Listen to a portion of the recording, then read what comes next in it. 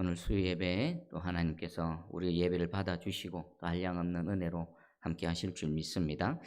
우리 계속해서 신명기 6장을 살펴보는데 6장은 유명한 말씀이지요. 쉐마 이스라엘, 이스라엘아 들으라.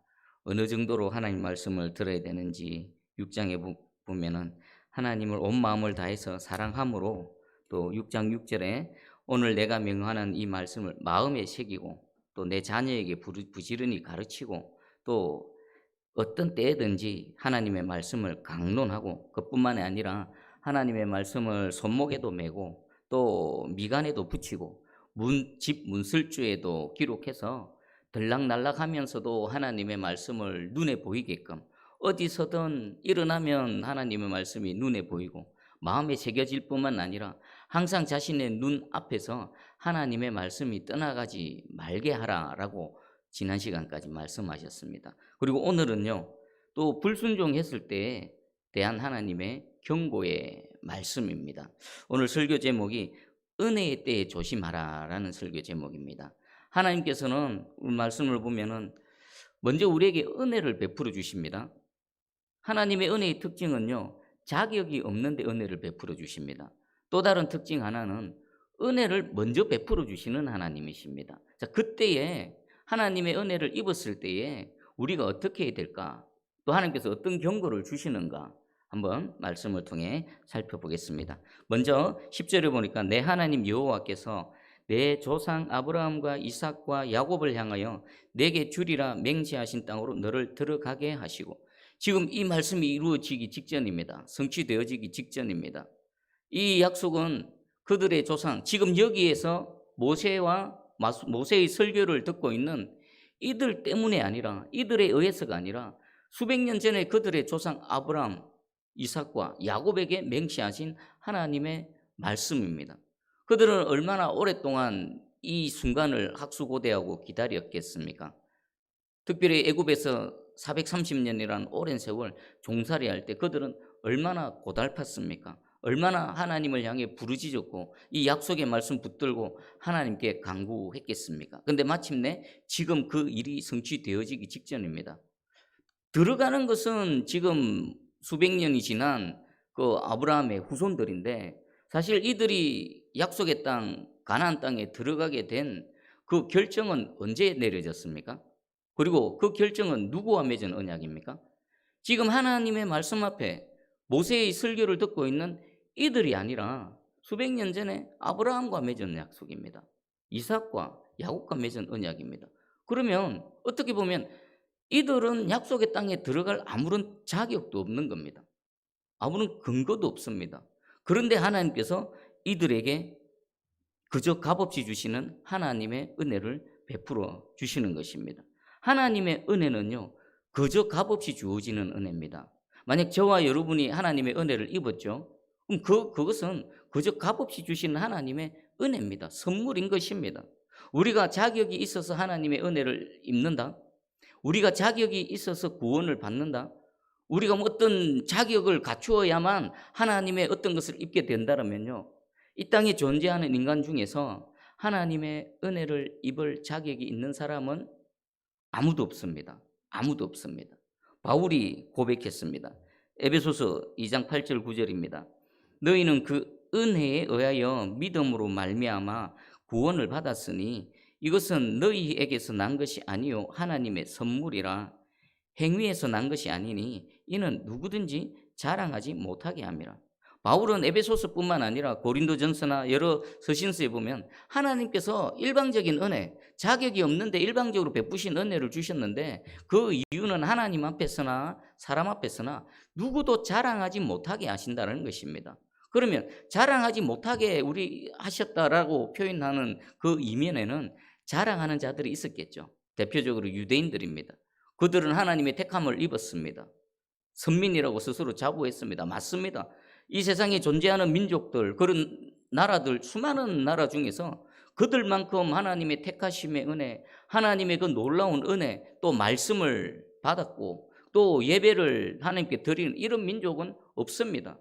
하지만 그 모든 것들은 하나님의 은혜에 의한 것이지 그들이 무슨 자격이 있어서 그들이 무슨 하나님 은혜 입을 만한 조건을 갖춰서 입은 게 아니라는 것입니다. 바울은 지금 계속 그것을 강조하고 있습니다.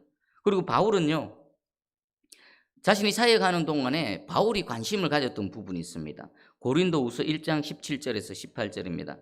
자랑하는 자는 주 안에서 자랑할지니 옳다 인정함을 받는 자는 자기를 칭찬하는 자가 아니요 오직 주께서 칭찬하시는 자니라. 자랑하는 자는 주 안에서 자랑하라고 말씀하고 있습니다. 이게 무슨 의미일까요? 주 안에 있는 예수 그리스도의 십자가, 그 은혜만을 자랑한다는 것입니다. 사실 보면은 바울은 자랑할 게 참 많습니다. 세상적인 관점에서도, 사람들이 인간적인 관점에서도 자랑할 게 참 많은데 그것은 자랑할 것이 아니라는 것입니다. 오직 십자가만 자랑했고, 그리고 옳다 인정을 받는 자, 이것은요, 바울은 사람들로부터 인정받는 것, 또 자기가 자랑하기보다 누구로부터 인정받기를 원했을까요? 오직 하나님, 오직 여호와 하나님 한 분에 의해서 인정받기를 원했던 겁니다. 그래서 바울은요, 자랑할 것도 없고 또 스스로 자랑할 틈도 없었던 것입니다. 그렇게 애쓰고 수고했고 그토록 많은 하나님 나라를 위해서 일들을 행했지만 바울은 스스로는 자랑할 게 없다. 오히려 내가 지금 사도된 것, 오히려 다른 사람들보다 더 고난을 많이 받는 것, 이 내 육체에 그리스도의 고난을 내가 더 많이 채우는 것, 이 모든 것들이 하나님의 은혜다라고 고백하고 있습니다. 여러분 지금 여러분이 누리고 있는 거 있지요? 그거 하나님의 은혜입니다. 우리 한번 생각해 볼까요? 세상의 사람들이, 얼마나 많은 사람들이 애쓰고 수고합니까? 오늘도 아침 새벽같이 일어나서 지금도 밤 늦도록 뭔가를 이루기 위해서 애쓰고 수고하는 사람들이 세상에 얼마나 많습니까? 그런데 그들이 다 그 애쓰고 수고한 만큼의 뭔가를 누립니까? 씨 뿌린 만큼의 열매를 누립니까? 못 누립니다. 간혹가다 한 명씩 그런 사람들이 있습니다. 그때 그런 사람들은 얼마나 부러움의 대상이 됩니까? 우리가 지금 여기 있는 거, 예배 드리는 거, 예수 믿고 구원받고 하나님을 나의 하나님으로 섬기는 거, 이것부터 하나님의 은혜일 뿐만 아니라 여러분이 가정을 이루고 여러분 직장에 살아가고 또 여러분 자녀들이 또 각 처소에서 이렇게 가정을 이루고 살아가는 거, 그거 다 뭘까요? 다 하나님의 은혜라는 것입니다. 그저 감사하시고 오직 우리가 자랑할 것은 사도 바울처럼 우리를 구원하신 예수 그리스도 십자가, 그리고 내가 관심 가져야 될 것은 내 스스로 자랑하는 것이 아니라 하나님이 내가 어떻게 하면 하나님 나를 옳다고 인정하실까? 내가 무엇을 하면 하나님께서 나를 칭찬하실까? 오직 그곳에만 관심을 갖고 살아가시는 저와 여러분 되기를 축복합니다. 여러분, 하나님이 여러분을 자랑하시기를 축복합니다. 여러분, 아브라함을 봐보십시오. 욥을 봐보십시오. 하나님 얼마나 욥을 자랑스러워했습니까? 사단에게까지 자랑하지 않았습니까? 우리는 우리 스스로 나를 자랑하는 것이 아니라 하나님이 우리를 보시고 우리를 기뻐하시고 우리를 자랑하는, 하나님께서 우리를 자랑하는 그런 복된 주인공 되기를 축복합니다. 아멘. 그리고 두 번째, 하나님은 일방적으로 은혜를 베푸실 뿐만 아니라 먼저 은혜를 베풀어 주십니다. 10절 11절을 한번 읽어보겠습니다. 시작. 내 하나님 여호와께서 내 조상 아브라함과 이삭과 야곱을 향하여 내게 주리라 맹세하신 땅으로 너를 들어가게 하시고 내가 건축하지 아니한 크고 아름다운 성읍을 얻게 하시며 네가 채우지 아니한 아름다운 물건이 가득한 집을 얻게 하시며 내가 파지 아니한 우물을 차지하게 하시며 내가 심지 아니한 포도원과 감람나무를 차지하게 하사 내게 배불리 먹게 하실 때에. 아멘. 하나님께서 먼저 은혜를 베풀어 주시는데 먼저 은혜를 베풀어 주신 내용을 한번 봐보십시오. 아름다운 성읍을 차지하게 하십니다. 그리고 아름다운 물건이 가득한 집을 차지하게 하십니다. 그리고 우물을 차지하게 하시고요.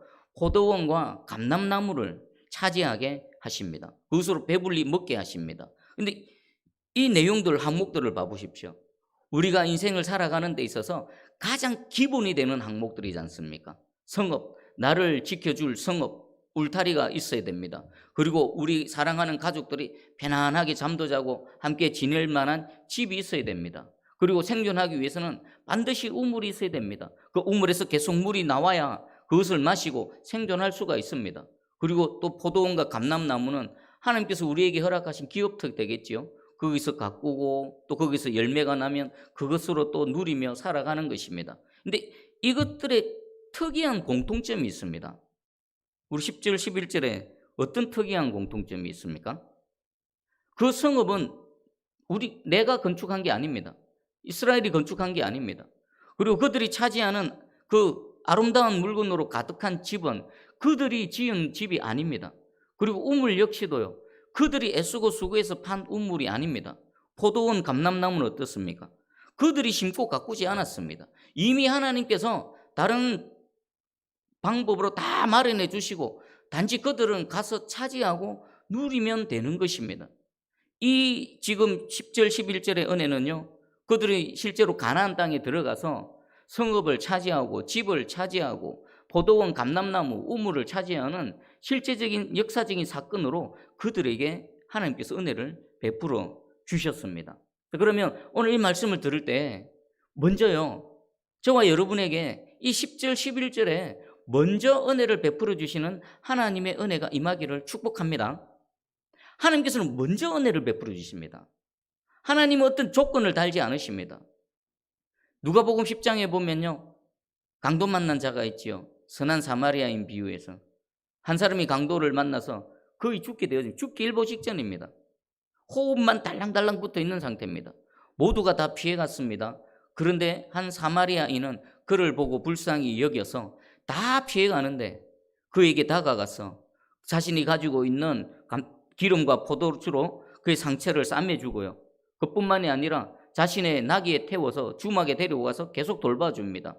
그리고 또 이튿날에는 그 주막 주인에게 자신의 물질 데나리온 2를 주면서 내가 지금 떠나가야 되는데 돌아올 때까지 좀 보살펴 주시오. 만약에 비용이 더 들어가면은 내가 그 비용을 더 지불할 테니까 어찌하든지 이 사람 잘 돌봐 주시오.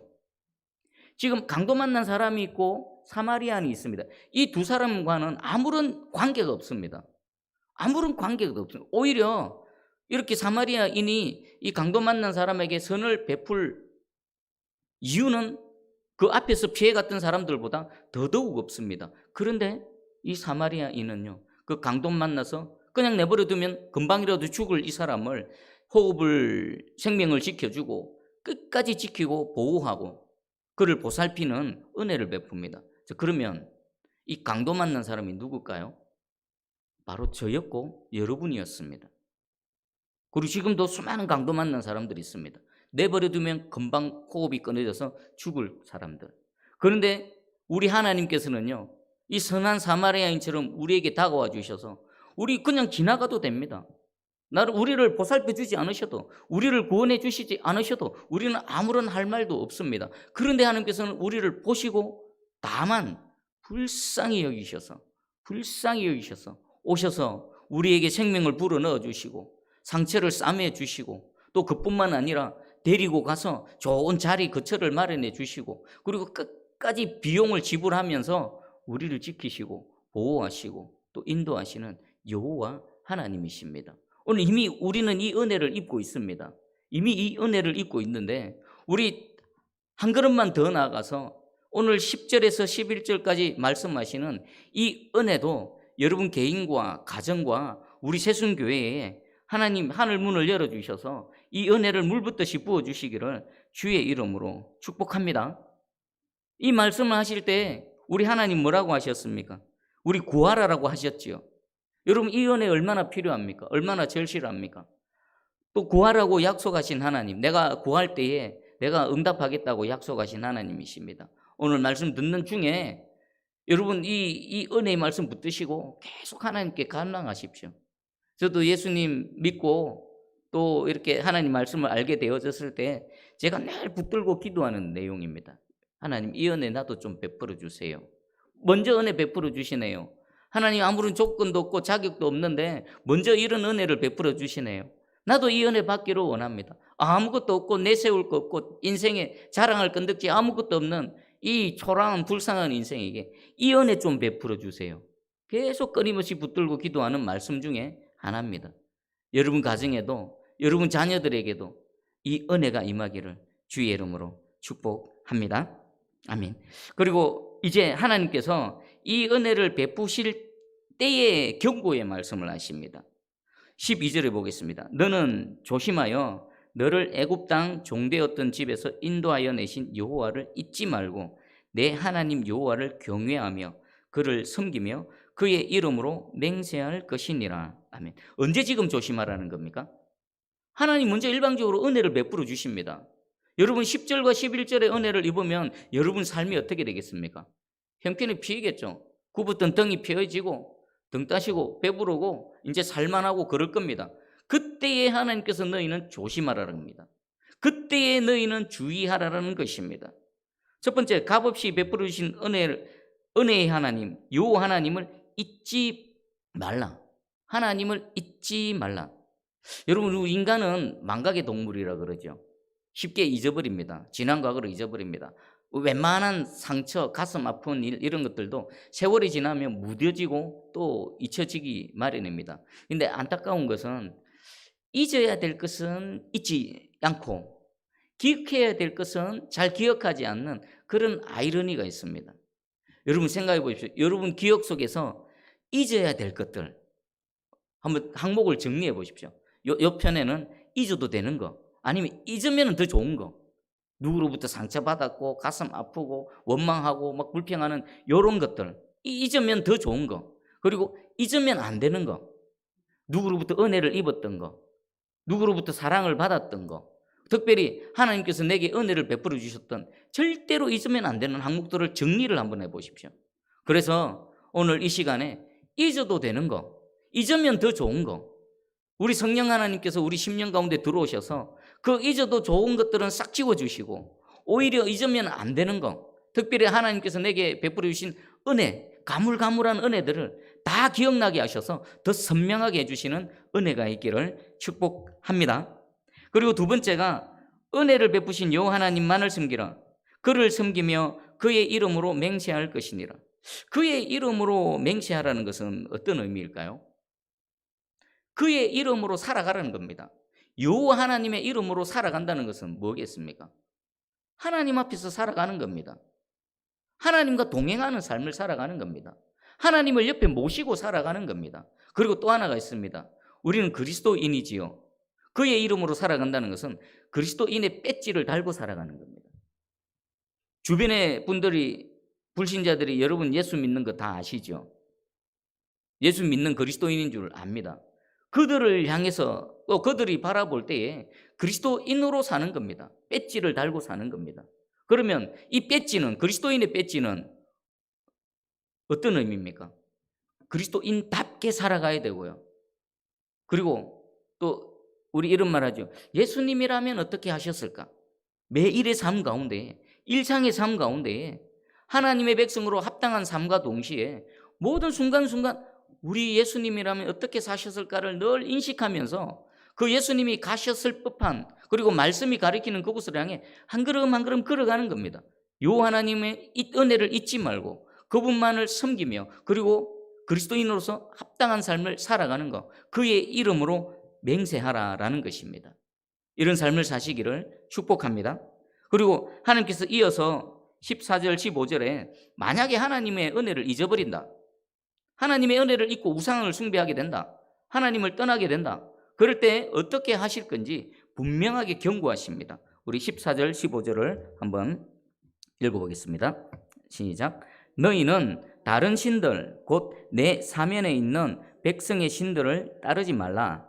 너희 중에 계신 너희의 하나님 여호와는 질투하시는 하나님이신즉 너희의 하나님 여호와께서 내게 진노하사 너를 지면에서 멸절시킬까 두려워하노라. 아멘. 14절 15절을 보니까요, 지금 설교를 하고 있는 모세가 내가 이것을 두려워하노라, 내가 이것을 두려워한다, 모세가 두려워하는 두 가지가 기록되어져 있습니다. 뭘까요? 지금 설교를 하고 있는 모세, 지금까지 애굽에서 그들을 인도하고 광야에서 그 혹독한 세월, 모진 세월을 리더로서, 지도자로서 보낸 모세, 이스라엘의 모든 여정을 다 인도했던 모세, 이스라엘이 어떤지를 그들을 속속들이 알고 있는 모세, 그리고 하나님을 곁에서 대면하면서 하나님 면전에서 지금까지 살아왔던 이 모세가 하나님의 말씀을 전하면서 내가 이것이 두렵다라고 두 가지 두려운 걸 얘기합니다.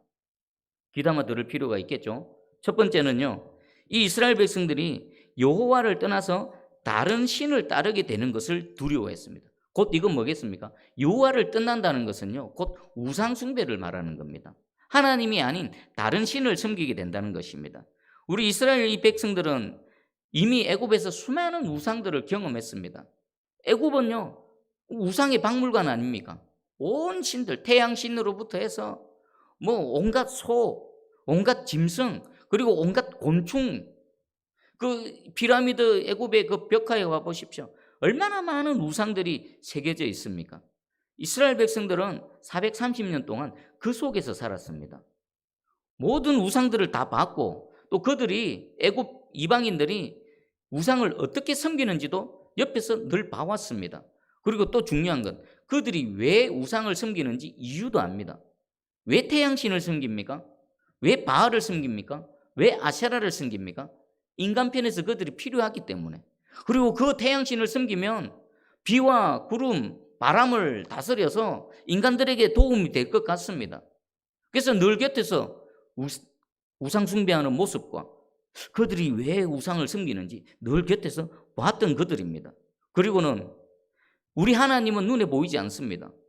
시내산에서 음성으로는 들렸지만 천지가 진동하고 그 빽빽한 구름 가운데 하나님의 임재 앞에서 압도되어지긴 했지만 눈에는 보이지 않는 하나님이십니다. 그런데 다른 우상들 어떻습니까? 그들의 눈에 선명하게 보이거든요. 이미 이 자신들의 잠재의식 속에 우상의 형상들이 각인되어져 있을 뿐만 아니라 언제라도 우상에게 마음이 빼앗길 그런 위험에 노출되어져 있었던 것입니다. 자, 그러면 저와 여러분은 어떨까요? 저와 여러분도 이들과 별반 다르지 않습니다. 지금 우리가 발을 딛고 살아가는 이 세상은 하나님 없다는 세상입니다. 오히려 한 걸음 더 나아가서 하나님을 대적하는 세상이고요. 우리 특별히 요즘 같은 시대에는 그리스도인들, 특별히 교회가 멸시, 조롱, 핍박당하는 그런 시대를 지금 우리가 살아가고 있습니다. 또 많은 불신자들은 뭐 깎아 만든 우상 앞에 절하지 않지만 각자 저마다의 우상을, 마음속에 우상을 섬기고 살아갑니다. 자기 자신이 우상인 사람이 있습니다. 돈이 우상인 사람이 있습니다. 성공이 우상인 사람이 있습니다. 권력이 우상인 사람이 있고 학벌, 재능, 가문, 또 외모, 하다못해 뭐 자기가 잘하는 거 하나, 그게 우상인 사람, 내 주먹 믿고 살아가는 그런 사람들로 온통 가득합니다. 그리고 그런 사람들과 비교해 봤을 때 우리는 상대적으로 너무 연약합니다. 너무 부족합니다. 너무 모질합니다. 권력 있는 사람은 얼마나 대단합니까? 세상에서 자기 마음대로 다 하는 것 같습니다. 돈 있는 사람, 돈 많은 사람, 자신들이 원하는 거 다 하는 것 같습니다. 그런데 우리는요, 눈에 보이지 않는 여호와 하나님, 내 안에 계신 예수 그리스도의 영, 성령님 모시고 우리가 살아갑니다. 내 모습은 너무 초라합니다. 상대적으로 눈에 보이는 것들은 대단해 보입니다. 화려해 보입니다. 힘이 있어 보입니다. 나보다 더 능력 있어 보입니다. 그리고 순간순간 우리 마음도 빼앗기지 않습니까? 하나님보다 돈이 있으면 더 좋을 것 같고, 하나님보다 나를 도와줄 어떤 권세자들, 힘 있는 사람이 있으면 더 좋을 것 같고, 보이지 않는 하나님보다 어떤 나를 당장이라도 도와줄 것 같은 눈에 보이는 누군가, 그것을 마음을 빼앗기기 쉬운 그런 상황 속에서 살아갑니다. 지금 이스라엘 백성들이나 저와 여러분이나 똑같습니다. 우리 여러분 정직하게 자신을 돌아보시기 바랍니다. 우리 잠시 아차 하면은 내 마음이 다른 데로 갑니다. 아차 하는 순간에 다른 곳으로 가버립니다. 여러분 마음의 중심에 오직 여호와 하나님만을 붙드시고 살아가시기를, 주님 한 분만으로 만족하시기를 축복합니다. 여러분 어떤 집에 불이 났습니다. 그런데 그 집 안에, 불난 집 안에, 활활 타오르는 집 안에 아이가 들어 있습니다. 만약 그때에 그 아이를 구하기 위해서 들어가면 함께 살아서 나올 확률이 거의 없습니다. 그때에 누군가가 그 집 안으로 뛰어 들어갔다. 아이를 구하기 위해 뛰어 들어갔다. 그러면 필경 그 사람은 누굴까요? 그 아이의 부모입니다. 거의 100% 그 아이의 부모입니다. 그러면 이 세상에 수많은 나에게 도움이 될 것 같은 뭐 깎아 만든 우상뿐만 아니라 수많은 나에게 도움이 될 것 같은 것들이 우리 주변에는 막 널려 있습니다. 그런데 정작 저와 여러분이 도움이 필요하고 힘들고 어려울 때에 여러분을 도울 뭔가 있습니까? 누가 여러분을 돕습니까? 세상에 어떤 신이 여러분을 돕습니까? 누가 여러분 관심을 갖습니까? 한 분밖에 없습니다. 여호와 하나님. 그 아들을 내어주기까지 나 같은 보잘것없는 이 생명 하나 구원하시기 위해서 그 하나님의 생명을 십자가에 내어놓으신 그 예수 그리스도, 그분 외에는 없습니다. 우리는 그 은혜 가운데 살아가고 지금 그 은혜로 우리와 함께하고 계십니다. 오직 주님 한 분만으로 만족하시고 주님 꼭 붙드시고 눈에 보이는 것에 현혹되지 마시고 오늘 우리 하나님 분명히 경고하십니다. 은혜를 잊지 말라.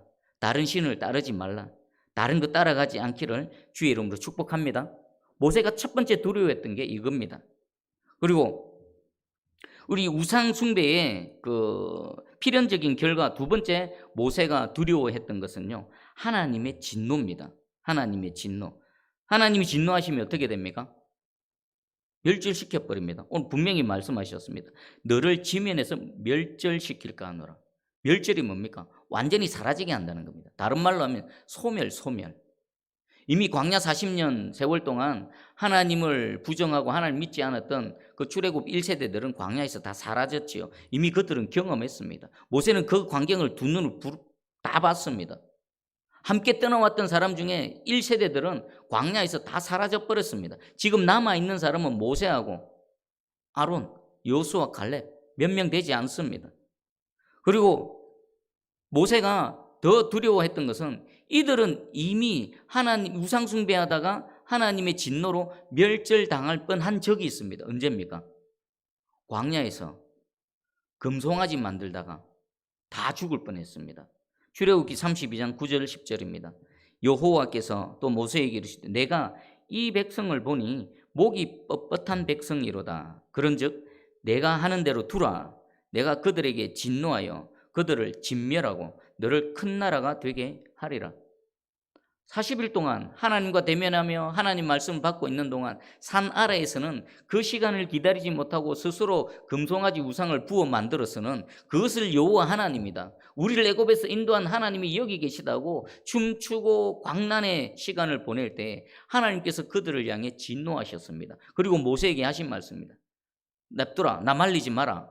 너희 이 백성들, 이 악한 백성들 내가 다 쓸어버리겠다. 그리고 모세 너 한 사람을 통해서 새로운 나라, 새로운 하나님의 백성들을 만들어 가겠다라고 말씀하십니다. 만약에 이때 모세가 목숨을 걸고 하나님 막아서지 않았다면 어떻게 될까요? 그때 이들은 다 멸절당했어요. 다 진멸당했을 것입니다. 그리고 하나님께서는요, 전능자 하나님 아니십니까? 모세 한 사람을 통해서 또 다른 민족을, 또 다른 나라를 얼마든지 이루셔서 하나님의 나라를 이루어 가실 것입니다. 그런데 모세가 목숨을 걸고 막아서는 그 모세의 헌신, 충성으로 인해서 지금 그들은 위기를 모면하고 지금 이 자리에 있는 것입니다. 모세는 그때 하나님이 얼마나 진노하셨는지 하나님의 진노 앞에 대면했던 사람입니다. 한번 생각해 보십시오. 내가 이들을 다 썰어버리겠다 진노하시는 하나님의 진노하심 앞에 서 있는 모세. 그냥 하나님께서 임재하시기만 해도 죄인인 우리는 부들부들 떨어서 감히 머리도 못 들고 땅바닥에 팍 처박혀야 되는데 진노하시는 하나님의 임재는 어떨까요? 모세는 두 가지를 다 경험했습니다. 진노하신 하나님도 경험했을 뿐만 아니라 그 우상을 섬기면서 그 금송아지 앞에서 춤추고 막 뛰는 그 패역한 이스라엘 백성들을 또 40년 동안 그들이 얼마나 불순종한가를 모세는 둘 다를 경험했습니다. 그래서 두려운 겁니다. 이들이 우상을 섬기면 어떻게 될까? 우상을 섬기면 하나님 진노하셔서 그때는 나라도 목숨 걸고 막아서서 이들 하나님의 진노로부터 이들이 구원을 받았지만 혹시라도 한 번 더 그런 일이 발생하게 되면은 하나님께서 두 번 다시 용서하지 않으실 건데 그런 두려움. 우상을 섬기게 될까 두려움. 그것으로 인해서 하나님께서 진노하셔서 이들을 멸절하실까 하는 그 두려움. 두 가지 두려움을 갖고 있었다는 것입니다. 그래서 모세는 이어서 16절부터 쭉 보면은 그 이스라엘 백성들을 향해서 당부하는 말씀을 합니다. 제가 읽어드릴게요. 16절, 너희가 마사에서 시험한 것 같이 너희 하나님 여호와를 시험하지 말라. 너희 이미 하나님 앞에서 불순종했고 하나님 믿지 않는 불신앙을 보였다. 그때처럼 그렇게 하나님을 시험하지 말라. 그리고 17절, 너희의 하나님 여호와께서 너희에게 명하신 명령과 증거와 규례를 삼가 지켜라.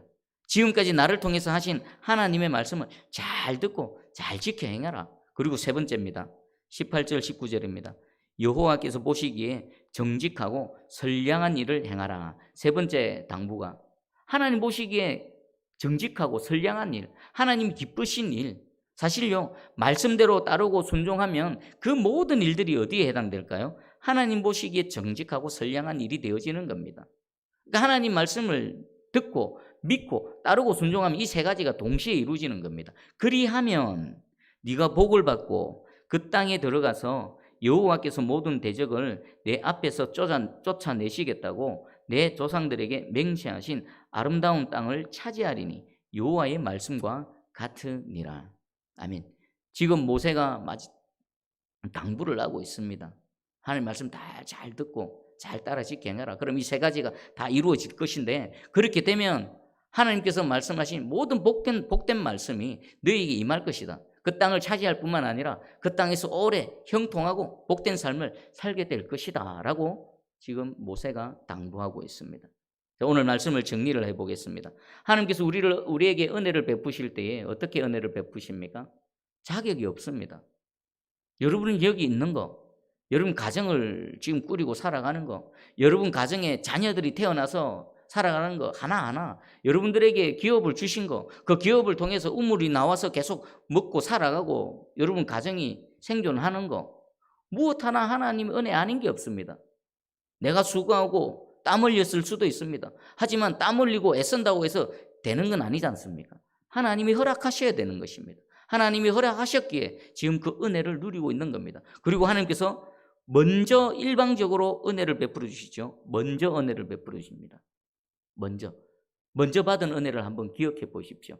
예수 믿고 났더니, 예수 믿기 전에 내 인생과 예수 믿고 난 이후에 내 인생, 아무것도 하나님 앞에 한 것도 없는데 내 삶이 달라지고 내 환경이 달라지고 내 인생의 진로가 길이 열리고 막혔던 홍해가 갈라져서 지금 여기까지 인도하신 하나님의 은혜, 그것은요 조건이 아닙니다. 자격이 아닙니다. 그저 먼저 부어주시는 하나님의 은혜입니다. 이때 우리는 어떻게 해야 될까요? 그 하나님의 은혜를 잊으면 안 되는 겁니다. 하나님이 아닌 다른 것에 우리가 마음을 빼앗겨서는 안 됩니다. 계속 여호와 하나님 붙들고 있어야 되는 겁니다. 하나님의 말씀은 두 방향으로 우리에게 소개되고 있습니다. 하나는 축복의 말씀이요, 하나는 경고의 말씀입니다. 축복의 말씀은 어떻습니까? 하나님을 인정하고 하나님을 믿고 하나님 말씀에 순종하고 살아갈 때에 하나님의 은혜는 계속해서 우리에게 공급되어질 것입니다. 하늘 문이 열려서 생명수가 계속해서 부어져서 우리가 살아가는 모든 영역에 꽃이 피고 열매 맺는 일들이 일어날 것입니다. 그런데 또 경고의 말씀은요, 만약 하나님의 은혜를 잊어버리고 하나님이 아닌 다른 것들을 찾고 우상숭배할 경우 하나님 어떻게 하신다고요? 내가 멸절할 것이다, 진멸할 것이다. 여러분, 축복의 말씀도 믿으시고요, 또 하나님께서 경고하시는 경고의 말씀도 믿으시기 바랍니다. 하나님 우리에게 말씀을 다 해주셨습니다. 이럴 때는 어떻게 할 것이고 또 이럴 때는 어떻게 할 것이다, 이미 다 알려주셨습니다. 여러분, 하나님 앞에서 정말 복된 그리고 형통한 삶을 살기를 원하십니까? 그러면 하나님께서 복된 말씀하신 그곳에 서 계시기를 주의 이름으로 축복합니다. 우리 신명기 11장 26절 28절입니다. 내가 오늘 복과 저주를 너희 앞에 두나니 너희가 만일 내가 오늘 너희에게 명하는 너희의 하나님 여호와의 명령을 들으면 복이 될 것이요, 너희가 만일 내가 오늘 너희에게 명령하는 도에서 돌이켜 떠나 너희의 하나님 여호와의 명령을 듣지 아니하고 본래 알지 못하던 다른 신들을 따르면 저주를 받으리라. 하나님 분명히 복도 주시고 저주도 주십니다. 복된 말씀도 하셨고 저주의 말씀도 하셨습니다. 하나님 왜 이 말씀을 하실까요? 복 받으라고. 이미 주신 그 은혜 가운데 계속해서 은혜 받는 삶을 살아가라라고. 모세가 두려워했던 두 가지 두려움 가슴에 새기시고 또 이 말씀을 주신 하나님의 마음을 잘 아셔서 여러분들 정말 이 하나님께서 베푸신 은혜 가운데 살아가는 여러분 개인, 가정, 또 우리 새순교회, 우리나라 민족 되기를 주의 이름으로 축복합니다. 아멘. 기도하겠습니다. 사랑의 주님 감사합니다.